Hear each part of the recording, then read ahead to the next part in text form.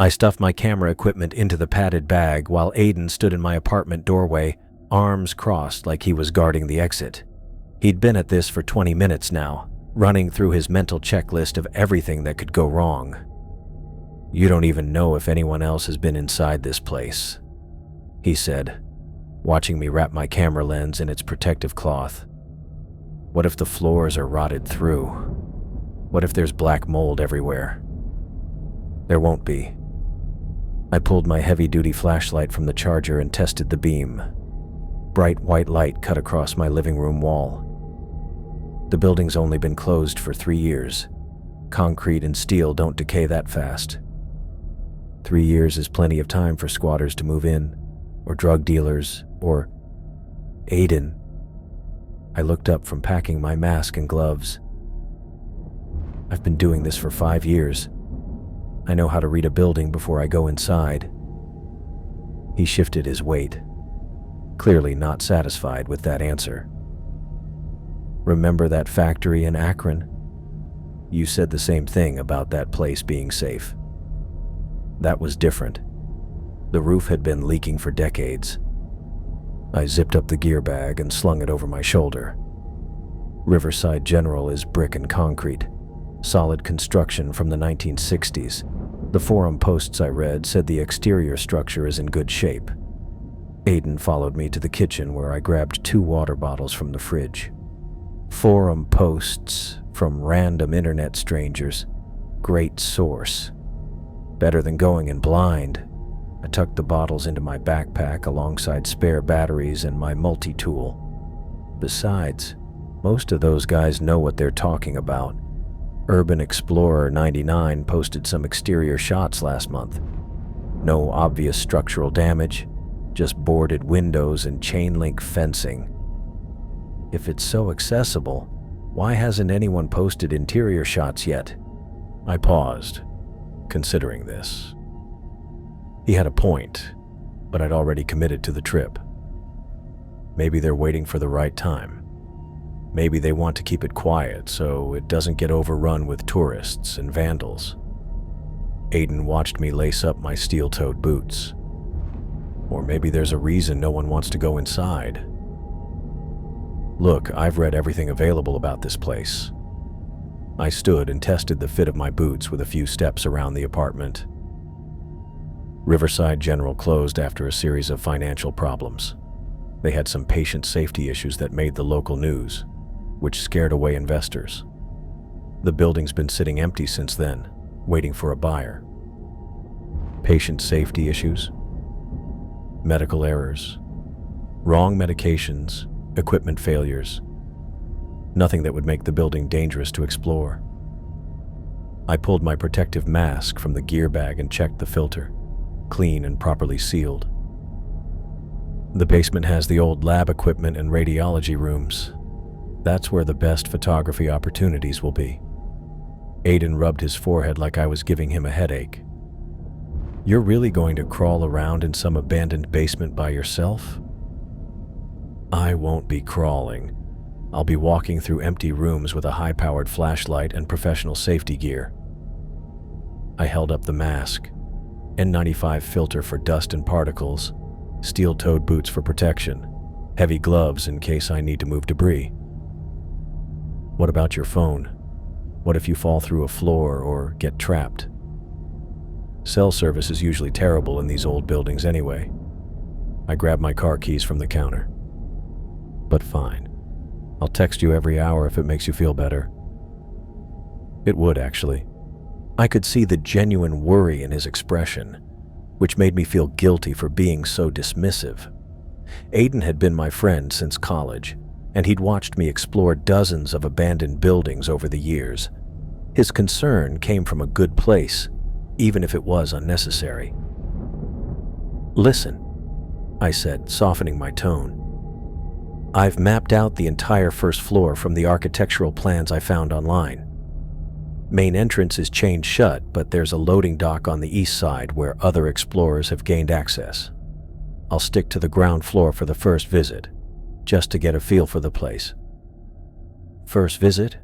You're already planning to go back?" "If it's worth documenting, yeah.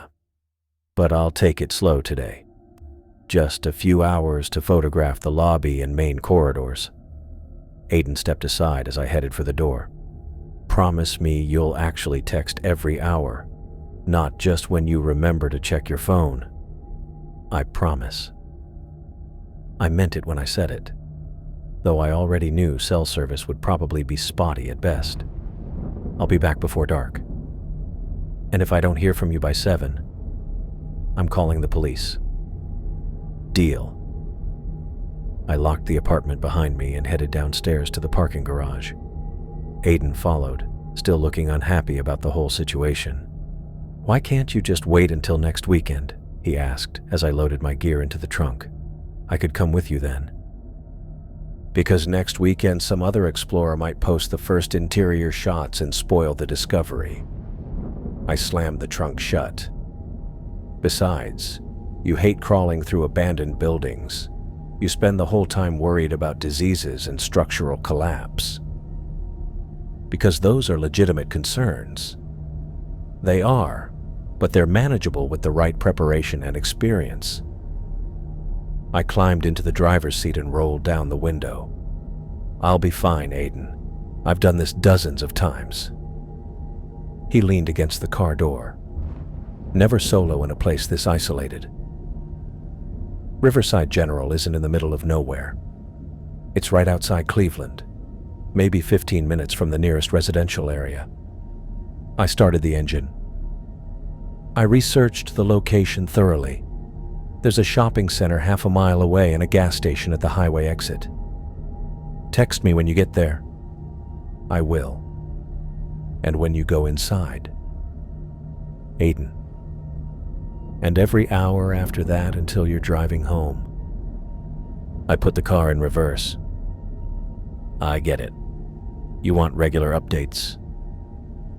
He stepped back as I backed out of the parking space. Be careful in there, James. Some of these old hospitals have weird layouts and hidden rooms. It's easy to get turned around. I'll stick to the main corridors, I called through the window as I drove toward the garage exit. The afternoon sun was already starting to angle lower as I merged onto the highway. Rush hour traffic moved steadily northbound, and I found myself thinking about the hospital's history while I drove. The news articles I'd found online painted a picture of institutional decline, budget cuts leading to staff shortages, aging equipment causing treatment delays, and eventually a series of incidents that destroyed public confidence. The final straw had been a power failure that knocked out critical life support systems for nearly an hour. My phone buzzed with a text from Aiden. Still think you should wait for backup. I didn't reply. The conversation was over, and I had an hour of driving ahead to mentally prepare for the exploration. I'd studied the building's floor plans until I could navigate them from memory, identified the most likely entry points, and researched the hospital's operational history to understand what I might find inside. The drive passed quickly as I ran through my mental checklist. Camera batteries charged, memory cards empty and ready, flashlight tested, safety gear packed and accessible. I'd learned to be methodical about preparation after a few early explorations where poor planning had cut trips short. Traffic thinned as I left the Cleveland metro area behind. The highway curved through a mix of suburban developments and empty fields, exactly the kind of area where a failed hospital might sit abandoned for years. I checked the GPS, 20 minutes to my destination. The afternoon shadows were getting longer, but I'd still have several hours of exploration time before I needed to worry about driving home in the dark. My phone buzzed again, but I ignored it. Aiden would keep sending concerned messages until I was safely home, which was both annoying and oddly comforting. He meant well, even if his caution sometimes felt excessive. The exit for Riverside General appeared ahead, marked by a cluster of chain restaurants and a truck stop. I took the ramp and followed my pre-planned route through several residential streets before turning onto the access road that led to the hospital complex. According to my research, the main building sat on 15 acres of what had once been manicured grounds, now probably overgrown with weeds and volunteer trees. I was about to document a piece of medical history that few people would ever see. The thought sent a familiar thrill of anticipation through me as I drove deeper into the empty countryside, leaving Aiden's worried texts behind. I pulled into the empty parking lot as the last good light of the day settled over the hospital's silhouette. The drive had taken longer than expected. I'd hit construction traffic on the interstate and then gotten turned around twice trying to find the service road that led to the back of the complex. What should have been a 2-hour drive had stretched into nearly 3 hours, but I still had a couple hours of workable light left. Riverside General looked exactly like the exterior photos I'd studied online. 4 stories of red brick rising against the cloudy sky, with most windows either boarded over with plywood or showing jagged edges where glass had been broken out. The building had that particular abandoned look of institutional neglect. Weeds growing up through cracks in the asphalt and rust stains running down from broken gutters. The main parking area stretched out in front of the hospital entrance, completely empty except for scattered debris and a few shopping carts that had probably wandered over from the nearby strip mall. I drove around to the back of the complex, following the service road that led to the maintenance areas. My headlights swept across a cluster of smaller buildings, a maintenance shed, what looked like a former ambulance garage, and several dumpster enclosures that had been picked clean years ago. I parked behind the maintenance shed, positioning my car so it wouldn't be visible from the main road. No point in advertising my presence to any passing security patrols or curious locals. The engine ticked as it cooled, and I sat for a moment taking in the scene through my windshield. The hospital loomed against the cloudy sky, dark and silent.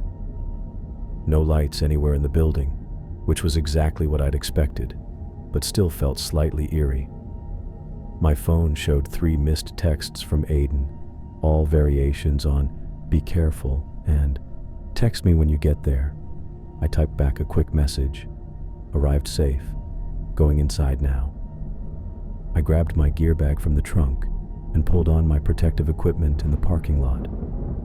The N95 mask went on first, followed by my heavy work gloves and safety glasses. I'd learned to put everything on before entering a building rather than trying to gear up in cramped, dusty spaces. My steel-toed boots crunched on broken glass as I walked toward the hospital, camera bag slung over my shoulder and flashlight already in hand. The main entrance was exactly as described in the forum posts, heavy glass doors chained shut with a thick security chain and multiple padlocks. A hand-lettered sign taped to the inside of the glass read, "No trespassing, property of Riverside County." I barely glanced at it before continuing around the building toward the loading dock area.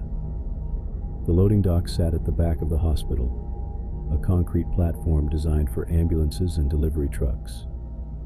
3 bay doors lined the wall, all rolled down and secured, but I was looking for the pedestrian entrance that urban explorer Neda9 had mentioned in his posts. I found it around the corner, a standard metal door marked "Authorized Personnel Only," with a broken padlock hanging from the latch. I tested the door handle and felt it turn easily. The metal creaked as I pulled it open, revealing a dark corridor that smelled of dust and stagnant air. Perfect. This was exactly the kind of access I'd hoped for, discreet, secure, and leading directly into the hospital's service areas. The corridor stretched ahead for about 30 feet before opening into what appeared to be a larger space. I stepped inside and let the door close behind me, immediately noting how the outside sounds disappeared. The silence inside was complete, except for the distant sound of wind moving through the building's upper levels. My flashlight revealed that I'd entered through the hospital's loading and receiving area. Empty shipping containers sat stacked against one wall, and a freight elevator with its doors standing open dominated the far end of the space.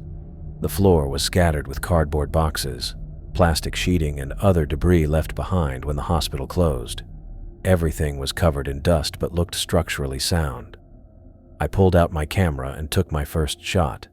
the freight elevator with my flashlight beam, illuminating the empty shaft beyond. The image on my camera's LCD screen showed exactly what I'd hoped to capture, the intersection of abandonment and institutional architecture that made these explorations worthwhile. I spent the next 20 minutes documenting the loading area and adjacent storage rooms. Most had been cleared out when the hospital closed, but I found some interesting details. Old medical supply boxes with faded labels, a bulletin board still covered with work schedules from 3 years ago, and a break room with coffee mugs still sitting in the sink. These personal touches always made abandoned buildings more compelling. They showed how quickly normal life could be interrupted and left behind. A stairwell marked first floor, main hospital, led up from the loading area. I climbed the concrete steps, my boots echoing in the narrow space, and emerged into the hospital's main corridor system. This was where the real exploration would begin. The first floor stretched out in both directions, lit only by my flashlight beam. The hallway was wide enough for 2 gurneys to pass, with that institutional green paint scheme that seemed standard for hospitals built in the 1960s. Most of the ceiling tiles had fallen or been removed, revealing ductwork and electrical conduits overhead. Water stains marked the walls in several places, but nothing looked structurally compromised. I started with the nurses' station near the elevator bank, photographing the abandoned computer terminals and medication carts that had been left behind. Someone had spray-painted Riverside General, closed forever, across the main desk in red letters, but otherwise the graffiti was minimal. That suggested this place hadn't been discovered by the usual crowd of vandals and thrill-seekers who ruined most abandoned buildings. Patient rooms lined both sides of the corridor, most with their doors standing open. I selected a few that still had furniture and equipment for detailed photography. One room contained a hospital bed, with faded sheets still tucked around the mattress, IV poles standing beside it like metal sentinels. Another held an examining table surrounded by cabinets full of expired medical supplies. The light from my flashlight gave everything an otherworldly quality that would translate beautifully in the final photographs. My phone buzzed with a reminder I'd set for myself.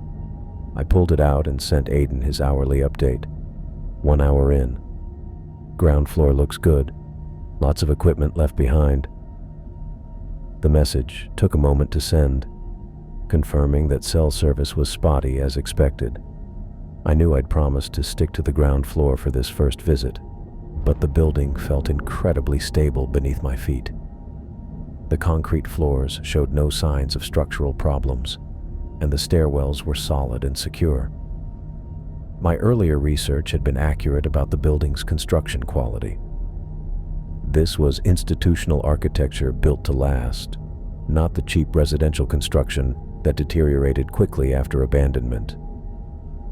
As I worked methodically through the ground floor corridors and accessible rooms, I found myself drawn to explore further. The conditions were better than I'd expected, and everything I'd seen so far suggested the building was safe for additional exploration. Aiden's warnings echoed in my mind, but his concerns seemed overly cautious given what I was actually finding here. I made my way to the second floor, reasoning that a quick look wouldn't hurt. I found the main surgical suite, still equipped with operating tables and overhead lights that looked like mechanical spiders frozen in time. The scrub rooms had sinks with foot pedals and dispensers for surgical soap that had long since hardened into useless chunks. I spent nearly an hour here, working to capture the stark functionality of spaces designed to save lives, but now serving only as monuments to medical history. When my phone buzzed again, I realized I'd missed my second hourly check-in. I quickly typed, 2 hours in, everything stable. Found surgical suite with amazing equipment. I decided not to mention that I'd moved beyond the ground floor. Aiden would only worry unnecessarily. The third floor housed the hospital's administrative offices and specialty clinics. These rooms had been more thoroughly cleared when the building closed, but I found some fascinating details. patient charts scattered across the floor of the records room, an old X-ray viewer still mounted on one wall, and a laboratory with empty specimen containers lined up on metal shelves.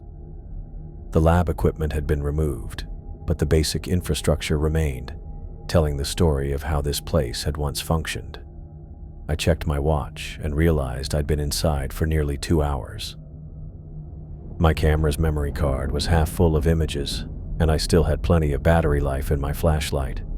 The exploration was going exactly as I'd hoped. Steady progress through interesting spaces with good photographic opportunities and no significant safety concerns. Standing in a third-floor corridor lined with empty patient rooms, I considered my options for the remaining exploration time. I could continue documenting the upper floors, or I could check out the basement levels where the more specialized medical equipment would have been housed. The basement would have the radiology department, clinical laboratories, and probably some mechanical rooms that might contain interesting period details. I made my way back to the central stairwell, this time looking for access to the lower levels. The first floor stairwell continued down past the ground level, with a door marked "Basement Level, Authorized Personnel Only." A hand-painted sign below it read, "Radiology, Laboratory Services, Morgue." The basement was where I'd find the most interesting photographic subjects. Medical equipment was expensive and often left behind when hospitals closed. The radiology department might still have its X-ray machines and CT scanners, and the laboratory would have specialized equipment that most people never saw. These technical spaces always produced the most compelling images because they revealed the hidden complexity of medical care.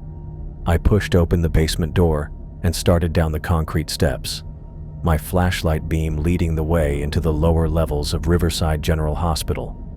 The concrete steps led down into air that felt thicker and more stagnant than anything I'd encountered on the upper floors. I reached the bottom of the stairwell and pushed through the basement door, immediately hit by a smell that made me grateful for my N95 mask. The upper floors had smelled dusty and abandoned, but this was different. A heavy organic stench that seemed to coat the inside of my nostrils. I pulled the mask tighter against my face and started breathing through my mouth instead of my nose. The basement stretched out before me in a maze of corridors lined with heavy metal doors, most standing open to reveal empty rooms beyond. My flashlight beam cut through the darkness, illuminating peeling paint and water stains that ran down the walls in dark streaks.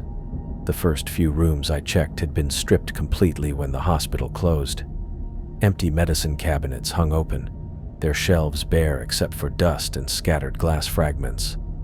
I found what looked like a former laboratory, with metal workbenches bolted to the floor and empty chemical storage lockers lining the walls.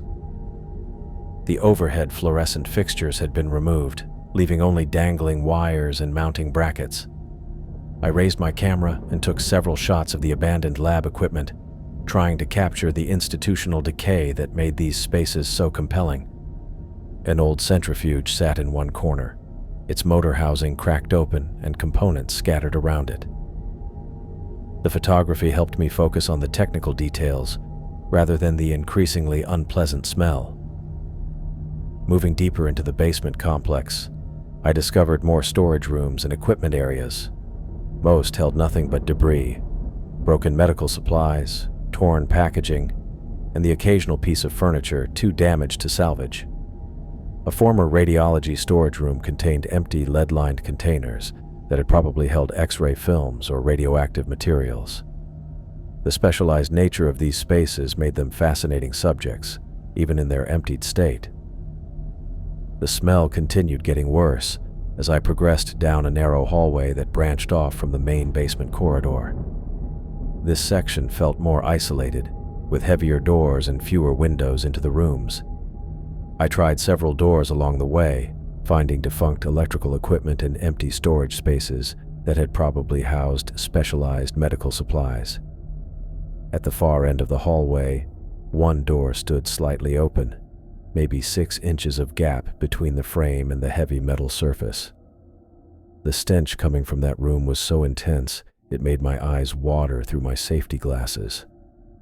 I paused outside the doorway, fighting the urge to gag as the putrid air seemed to penetrate even my protective gear.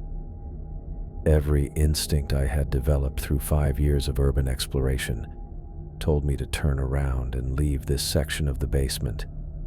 The smell was unlike anything I'd encountered in abandoned buildings, not just decay or mold, but something actively rotten and organic that triggered an immediate physical revulsion. But curiosity had always been my weakness in these situations. I'd spent years documenting the hidden spaces that most people would never see. And whatever was behind that door represented exactly the kind of discovery that made these explorations worthwhile. I approached the gap in the doorway and used my flashlight to peer inside. The beam revealed a sight that made my stomach lurch immediately. The entire floor was covered in what appeared to be rotting organic matter. Chunks of decomposing tissue scattered throughout the room like some kind of gruesome carpet.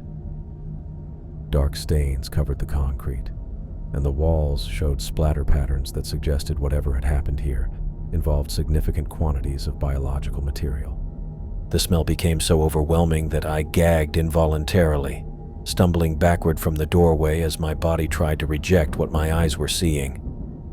My camera hung forgotten around my neck as I fought the urge to vomit. One hand pressed against my mask as if that could somehow block out the putrid air that seemed to seep through every layer of protection I wore. Even breathing through my mouth, the taste of decay filled my throat and made my stomach churn. I backed away from the open door, desperate to put distance between myself and whatever nightmare that room contained. I stumbled backward from that nightmare room, one hand pressed against my mask, as waves of nausea rolled through me. The sight of all that rotting organic matter scattered across the floor kept replaying in my mind, and the stench seemed to follow me, even as I moved away from the doorway. I needed to get out of this basement section immediately. My flashlight beam swept across the hallway as I turned to retrace my steps, and that's when I heard it. "James." The voice came from somewhere behind me in the darkness, and every muscle in my body went rigid. It sounded like Aiden, the same pitch, the same familiar cadence I'd heard thousands of times over the years. But something was fundamentally wrong with it.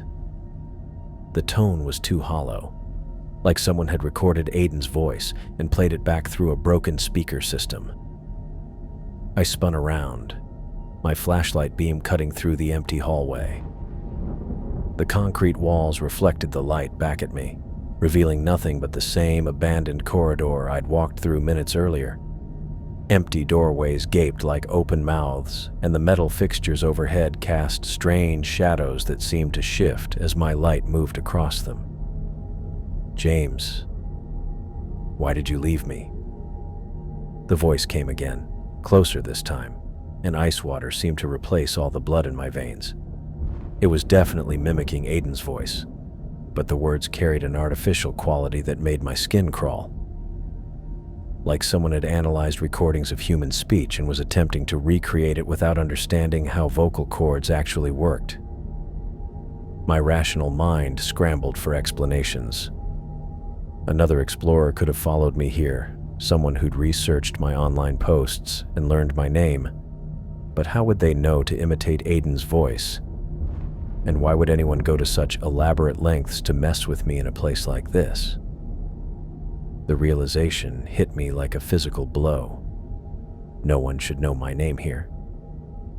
I'd told no one except Aiden about this exploration, and he was safely back in Cleveland. Whoever or whatever was calling to me shouldn't have any knowledge of my identity. Terror seized me completely. I started moving toward the stairwell, my boots echoing off the concrete as I tried to maintain some semblance of control while every instinct screamed at me to run. The basement hallway stretched ahead of me, and my flashlight beam seemed inadequate against the pressing darkness that surrounded me on all sides. Behind me came the sound of footsteps, but they weren't quite right. The rhythm was off, too measured and precise, like something mimicking the cadence of human movement without understanding the natural variations that came from balance and momentum. Each step struck the concrete with identical force and timing, creating an artificial pattern that no real person would produce. "James, come back." The voice pleaded with me now, and the words seemed to dissolve into whispers that I couldn't quite understand. The whispers made my skin crawl in ways I couldn't explain, carrying sounds that felt like they were designed to bypass rational thought and trigger some primal fear response buried deep in my brain. I abandoned any pretense of calm exploration and ran. My heavy boots pounded against the concrete floor as I sprinted toward the stairwell, my camera bag bouncing against my hip and my flashlight beam swinging wildly with each stride. The basement corridor seemed to stretch longer than I remembered, and the stairwell door appeared to recede as I approached it. The sound of pursuit continued behind me, those wrong footsteps maintaining their unnatural rhythm as they followed. I could hear them gaining ground, but I didn't dare turn around to look. Whatever was making those sounds, I had no desire to see it. I reached the stairwell and grabbed the door handle, yanking it open with such force that the metal hinges groaned in protest. The concrete steps rose before me, and I took them 3 at a time, my legs burning as I climbed toward the ground level. My breathing came in ragged gasps that fogged my safety glasses, and the weight of my equipment felt like it was trying to drag me back down into that basement. The voice called after me one more time, but the words were lost in the echo of my footsteps against the stairwell walls. I burst through the ground floor door and sprinted through the main hospital corridor, past the nurses' station and abandoned patient rooms that had seemed so interesting just minutes earlier. Now they felt like obstacles between me and safety. I reached the loading dock area and shoved through the metal door that led outside. Cool night air hit my face like a physical relief, and I ripped off my safety glasses to get a clearer view of my surroundings. The parking lot was exactly as I'd left it, empty and quiet, with my car sitting behind the maintenance shed like a beacon of normalcy. My hands shook as I fumbled for my keys, and I dropped them twice before managing to unlock the car door. The interior light came on, and the familiar smell of my car's upholstery seemed like the most comforting thing in the world. I threw my equipment bag into the passenger seat and slammed the door behind me. The engine turned over on the first try, and I'd never been more grateful for reliable machinery. I shifted into reverse and gunned the accelerator, my tires squealing against the asphalt as I backed away from the hospital. Gravel scattered as I spun the wheel and pointed the car toward the service road that would take me back to the main highway. In my rearview mirror, Riverside General Hospital remained dark and silent. No lights appeared in any windows. No figures emerged from the loading dock area. The building looked exactly as abandoned as it had when I'd arrived. But I knew something was fundamentally wrong with that place. Something that had no business existing in the rational world. I thought I understood. I drove faster than necessary through the empty countryside, putting distance between myself and whatever had called my name in that basement. The voice continued playing in my memory. That hollow imitation of Aiden's familiar tone twisted into something that violated every assumption I had about how reality worked. Miles passed before my hand stopped shaking on the steering wheel, but the memory of that voice refused to fade. Even with the hospital far behind me and the safety of the highway stretching ahead, I couldn't escape the certainty that something in that basement had known exactly who I was. The highway stretched endlessly ahead of me, but my hands wouldn't stop shaking on the steering wheel. Every few miles, I caught myself gripping too tight, knuckles white against the black plastic, and I'd force myself to relax, only to find my fingers trembling again moments later. The rational part of my mind kept trying to categorize what had happened, to file it away under some explanation that made sense. Maybe Riverside General had been used for something illegal after it closed.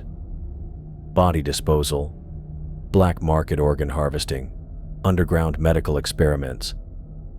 Any of those would explain the rotting organic matter scattered across that basement room floor. People involved in activities like that might monitor urban exploration forums, tracking who planned to visit which locations. They could have researched my posts, learned my name, even discovered details about my friends. I took the exit toward my neighborhood, muscle memory guiding the car while my mind continued working through possibilities. Another explorer could have followed me to the hospital, someone with a sick sense of humor who thought it would be funny to mess with me in that basement. Urban exploration attracted all types, including people who got off on scaring others or establishing territorial claims over certain buildings. But even as I constructed these theories, they felt hollow and inadequate. How would someone learn to mimic Aiden's voice so perfectly? They'd need recordings, hours of audio to study his speech patterns and inflection. And those footsteps following me through the basement corridor, they hadn't sounded right. Too measured, too precise, lacking the natural variations that came from human balance and momentum. I pulled into my apartment complex parking lot and sat in the car for several minutes, engine ticking as it cooled. The familiar surroundings should have been comforting, but I found myself scanning the shadows between parked cars and checking my rearview mirror repeatedly. The voice from the basement kept replaying in my memory, that hollow imitation of Aiden asking why I'd left him. Inside my apartment, I dumped my equipment bag by the door and went straight to the bathroom. The smell from that basement room seemed to cling to everything: my clothes, my hair, even the inside of my nostrils. I stripped off my exploration gear and shoved it all into the laundry hamper, then stepped into the hottest shower I could tolerate. The water scalded my skin, but scrubbing with soap and shampoo didn't seem to eliminate the putrid stench that had saturated my memory. I could still taste decay at the back of my throat, that organic rot that had made me gag even through my protective mask. 20 minutes under the spray, washing my hair twice and using half a bottle of body wash, but the smell felt embedded in my sinuses. I dried off and pulled on clean clothes, then found myself pacing the living room while my mind continued wrestling with what I'd experienced. The logical explanations I'd constructed during the drive felt increasingly absurd when examined closely. Someone would need extensive preparation to pull off a prank that elaborate, and they'd have to be monitoring my movements in real time to know exactly when I'd reach that basement corridor. The alternative explanations were worse.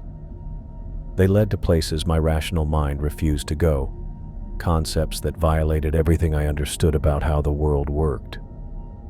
5 years of urban exploration had never prepared me for anything like what happened in that basement. I picked up my phone to call Aiden, then hesitated with my finger over his contact information. What exactly would I tell him? That something in Riverside General Hospital had called my name using his voice?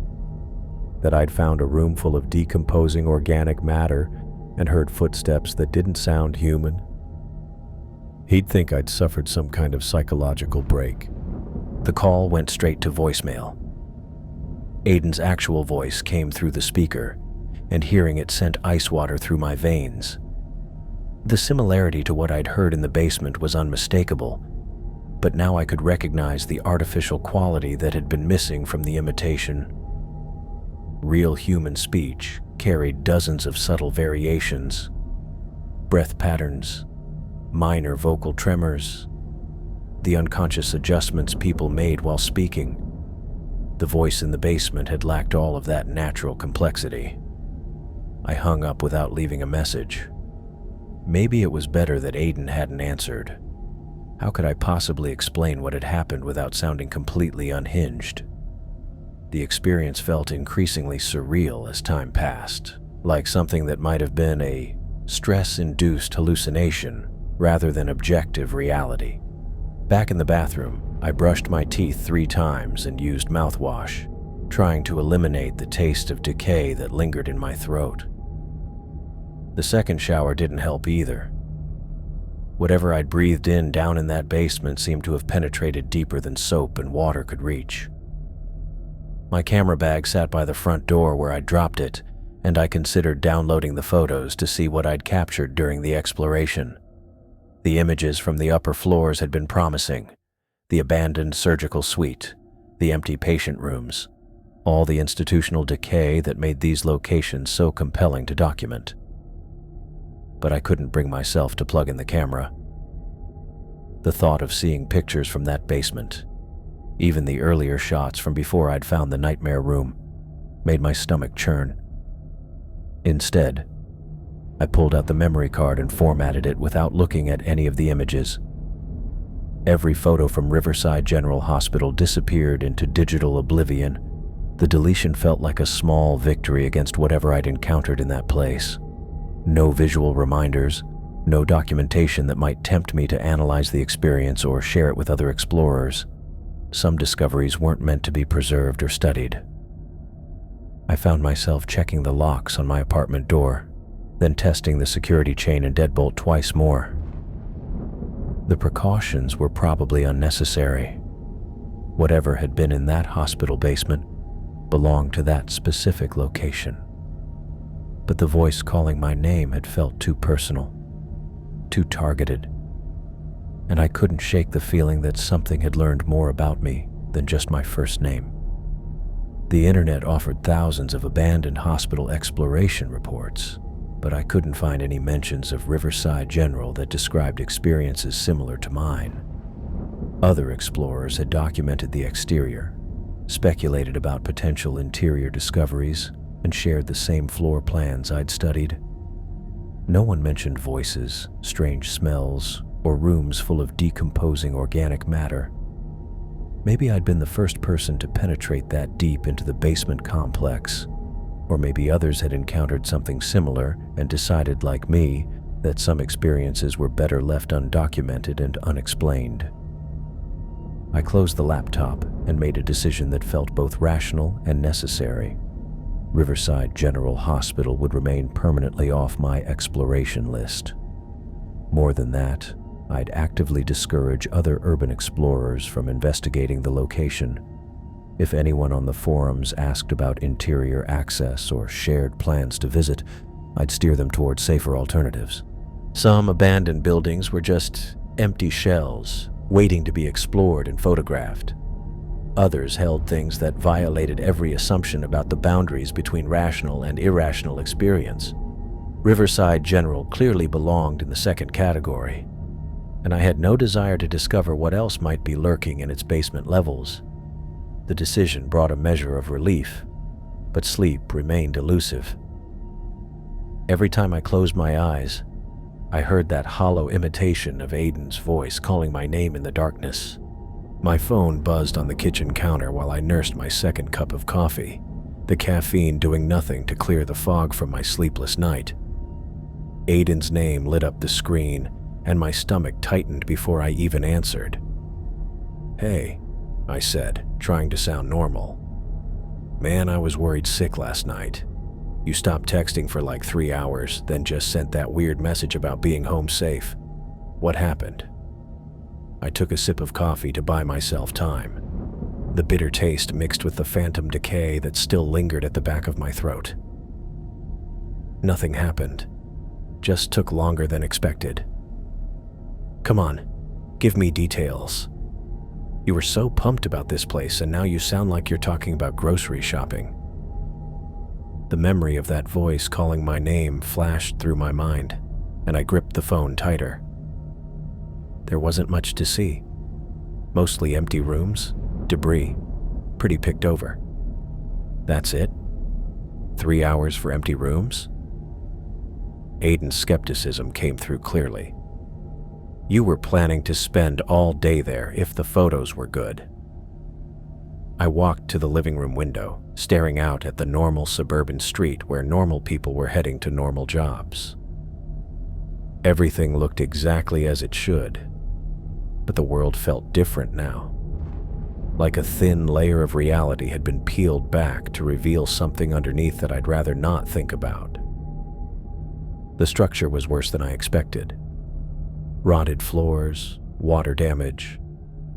Wasn't safe to explore properly. Since when do you care about rotted floors?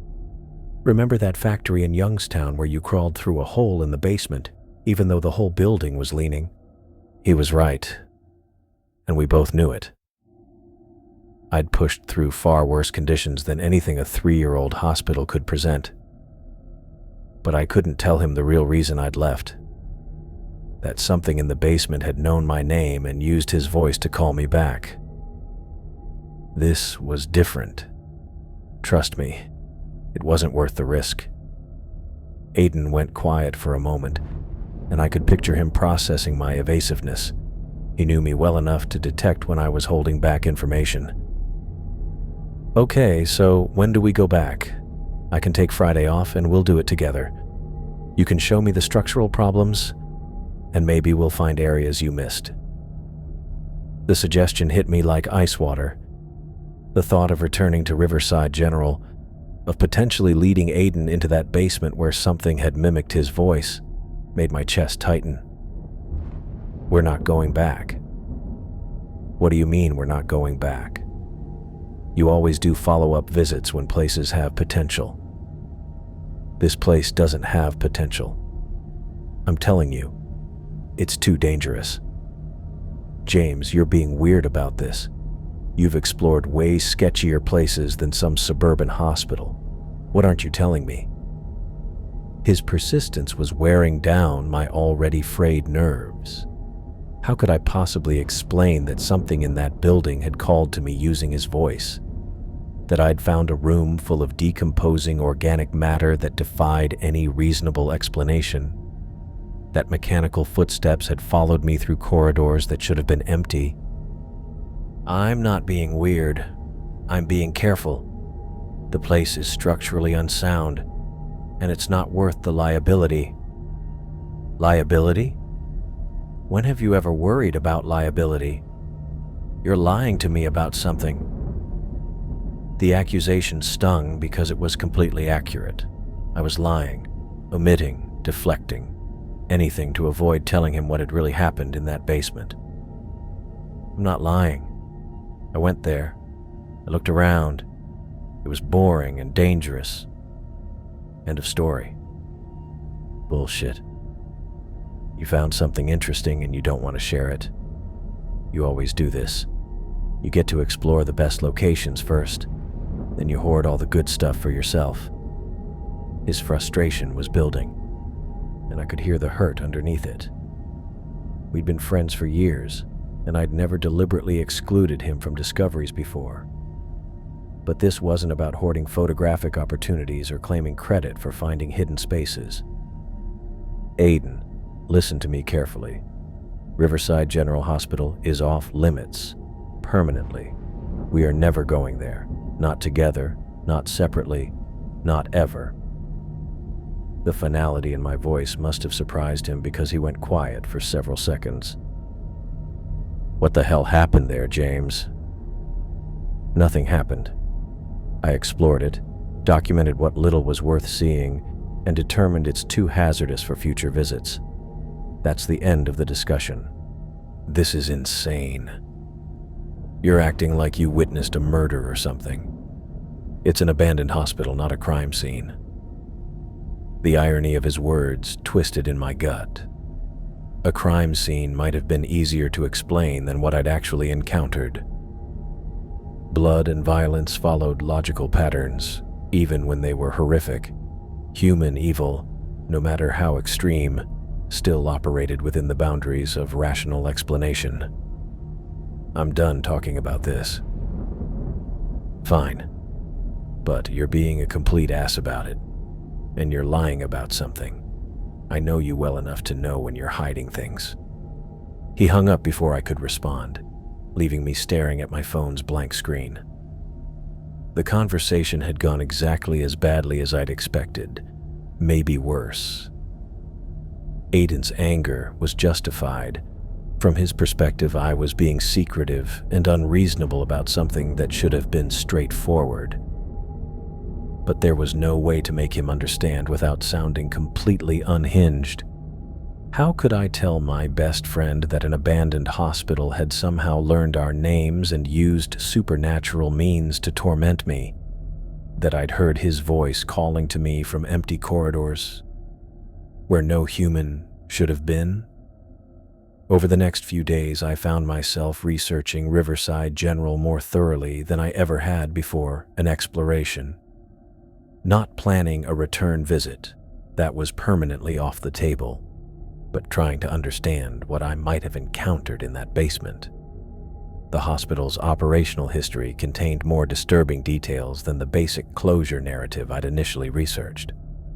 Patient advocacy groups had filed multiple complaints about experimental procedures being conducted without proper consent or oversight. Several families had accused the hospital of losing patients during transfers or medical procedures, though no formal charges had ever been filed.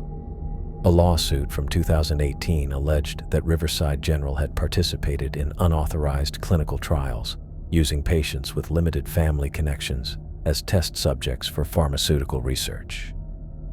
The case had been settled out of court, with the hospital agreeing to cease all experimental programs and establish better patient tracking systems. More unsettling were the scattered reports of patients who had disappeared entirely from hospital records. Not deaths that were improperly documented, but people who had been admitted and then seemed to vanish from all official paperwork.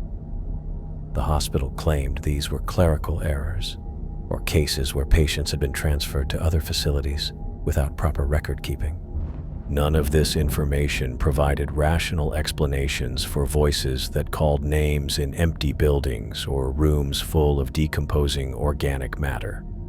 But it painted a picture of an institution that had operated outside normal medical and ethical boundaries for years before its closure. The research reinforced my decision to never speak about what I'd experienced in that basement.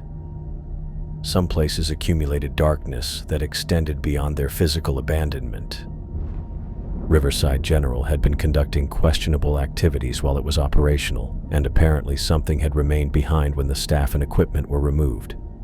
I returned to exploring safer locations over the following weeks. A closed shopping mall in Akron, an empty office building downtown, a defunct auto plant that had been sitting vacant for 2 decades. Normal urban exploration, with predictable discoveries and rational explanations for everything I encountered. But I never forgot the lesson learned at Riverside General Hospital. Even experienced explorers could encounter things that operated outside the boundaries of reasonable explanation. Sometimes the most important skill wasn't knowing how to navigate abandoned buildings safely. It was knowing when to leave and never return. The voice calling my name in Aiden's hollow imitation would remain with me permanently. A reminder that some mysteries were better left unsolved, and some places were meant to stay abandoned.